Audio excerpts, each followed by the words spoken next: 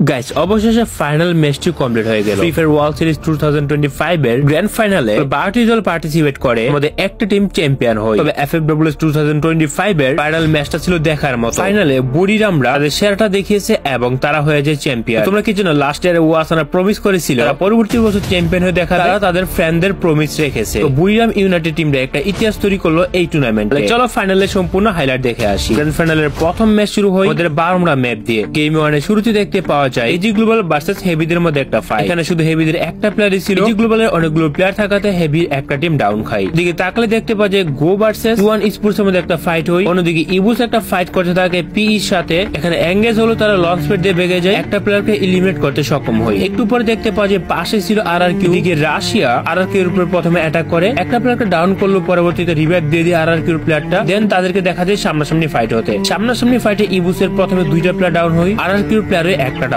মজার ব্যাপার হলো দুইটা কিন্তু ইন্দোনেশিয়ান টিম। অপর সাইডে দেখতে পাওয়া যায় হেভি আর এজির মধ্যে একটা ফাইট হতে। এখানে 1 ভার্সেস 2 প্লেয়ার দেখতে পাওয়া যায়। গেম 1 এর শুরুর দিকে দেখতে পাওয়া যায় বুড়িরামরা নামে মিলের দিকে। এটা ছিল ওয়াসানা ভার্সেস R7 এর একটা প্লেয়ার। এখানে ওয়াসানা সময় নষ্ট করে সত্তার সাথে তাকে ডাউন করে। প্রথম সার্কেলে জুন যখন সিঙ্কিং হতে শুরু করে, সে গো এবং ইবুসের মধ্যে একটা ফাইট দেখতে পাওয়া যায়। বাই দ্য ওয়ে এই ফাইটটা এত বেশি বড় হতে দেখতে পাওয়া যায়নি। ইবুসের 2টা প্লেয়ার ছিল রে এবং এমগড। ঠিক এর গোর কিন্তু প্রায় 3টা প্লেয়ার ছিল।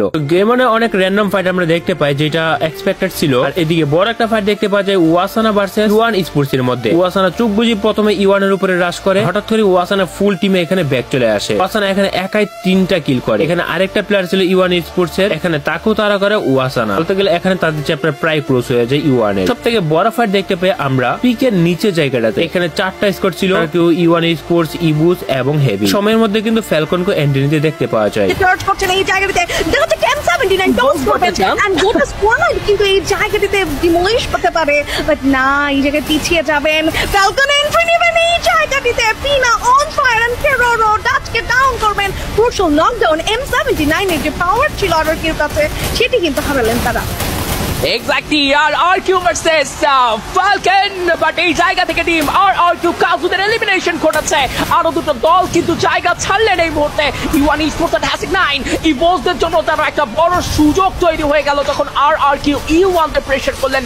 রাইট নাও গেম 1 এর শেষে ছিল দেখতে পাওয়া যায় ফ্লক্সু এবং বুড়িরামের স্কোরটা বেঁচে ছিল। এখানে কিন্তু বুড়িরামের ফুল টিম ওয়েপলোড হয়ে যায় ফ্লক্সুর সামনে। গেম 1 শেষে পয়েন্ট টেবিল যেটা তারা এর সাথে করে ফেলকো 21 পয়েন্ট, ফেলকো 19 পয়েন্ট, বুড়িরাম 19 পয়েন্ট। এরপর আসে গেম নাম্বার 2। গেম নাম্বার 2 শুরু হয় নেক্সট ম্যাপ দিয়ে। এখানে শুরুতে দেখতে পাওয়া যায় এজি ভার্সেস ইবুসের মধ্যে একটা ফাইট হতে। এখান থেকে দেখতে পাওয়া যায় যে ইবুসের 2টা প্লেয়ার এখানে এলিমিনেট হয়, যেটা খুবই আনএক্সপেক্টেড ছিল। এজি গ্লোবালরা হচ্ছে সিএস টুর্নামেন্টের চ্যাম্পিয়ন। 2টা প্লেয়ারকে মারার পরে ইবুসের আরেকটা প্লেয়ারকে দেখতে পাওয়া যায়। এখানে মোটামুটি বেশ বড় একটা ফাইটে দেখতে পাওয়া যায় এজি ভার্সেস ইবুসের মধ্যে। অন্যদিকে সিন ঘুরতে দেখতে পাওয়া যায় গো আর ইওয়ান স্পোর্টস এর মধ্যে একটা ফাইট হতে। গেম 2 তে ইবুসের তখন 2টা প্লেয়ার বেঁচে ছিল, আর কেউ সামনে একটা প্লেয়ার ফেসে যায়। স্বাভাবিক বিষয় সে একা কিছু করতে পারবে না, কেউ 2টা প্লেয়ার সামনে আসে, ইবুসের আরো একটা প্লেয়ার এলিমিনেট হয়ে যেতে। এখানে বড় একটা ড্রোন বিদ্যুৎ দেখতে পাওয়া যায়। ফ্লক্সু, গো, পি স্পোর্টস, বুড়িরামরা প্রায় একই কম্পাউন্ডে ছিল। 100 মিটার পাশাপাশি হবে এবং যে কোনো সময় ফাইট হওয়ার সম্ভাবনাও ছিল। এখানে জুন যখন ছোট হতে থাকে তখন হেভি এবং ইউ স্পোর্টস এর মধ্যে একটা ফাইট হয়। দেখতে পারবো উইথিন এক্সপিড রয়েছেন এন্ড ক্লোজ ফাইটে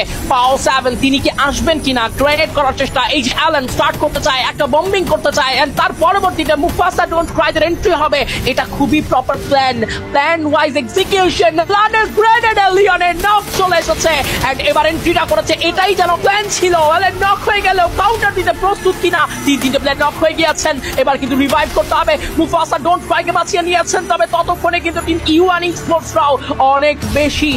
এই জায়গাতে বুড়িরাম ইউনাইটেডের টিমটা যে ছিল তাদের ধৈর্যের কথা অবশ্যই স্বীকার করতে হবে। মানে চাইলে কিন্তু বুড়িরামরা থার্ড পার্টি করতে পারতো, কিন্তু তারা চিন্তা করে থার্ড পার্টি করতে গিয়ে তারা না থার্ড পার্টি শিকার হয়ে যায়। এখানে হেভি আর ইওয়ান স্পোর্টস এর চিপার মধ্যে বুড়িরামরা ঢুকে নাই। বুড়িরামদের জন্য এটা একটা পারফেক্ট ডিসিশন ছিল। আর এদিকে দেখতে পাওয়া যায় ফ্যালকন আর টিম সলিডদের মধ্যে একটা ফাইট হতে।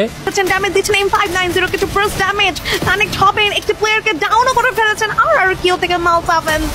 এন্ড আরআরকিউ এই ফাইটে দূর থেকে জাস্ট অ্যাসল্টিং করছেন, যেখানে টিম আর এইখানে জুম করলে দেখতে পাওয়া যায় বুড়িরামের হেভিদের মধ্যে একটা ফাইট হতে বড় সরো।